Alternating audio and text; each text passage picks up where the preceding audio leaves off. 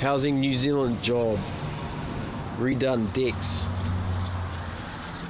All these washers and nuts are loose by their builders.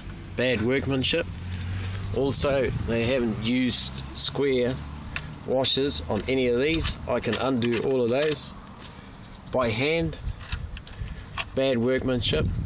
They know that they're wrong attached because they're only attached into the concrete bits here on the stairs, and this is only connected to that, so this handrail isn't even connected properly. All done by the Housing New Zealand builders. Whole handrail wobbles. Bad safety feature. Also, they only used coach bolts, screws instead of bolts, and all their washers turn. And all they've done is reattached on top of old, rusted through posts, which should have been done new. Same across here. Every handrail support has movement on their washers, and they're not connected straight through to the other side, which has been left old. They've added timber sides because their boards were too short and they weren't willing to buy more. It's on both sides.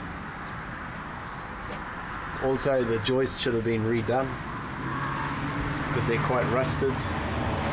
All the tops are just completely blown out instead of Housing New Zealand getting new ones made up.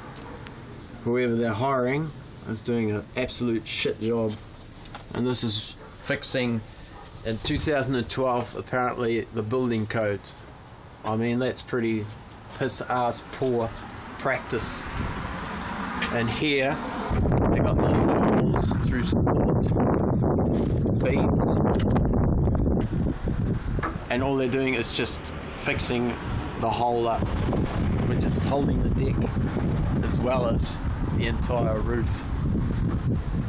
I think Housing New Zealand and their people should get their act together on how to really fix building problems in New Zealand.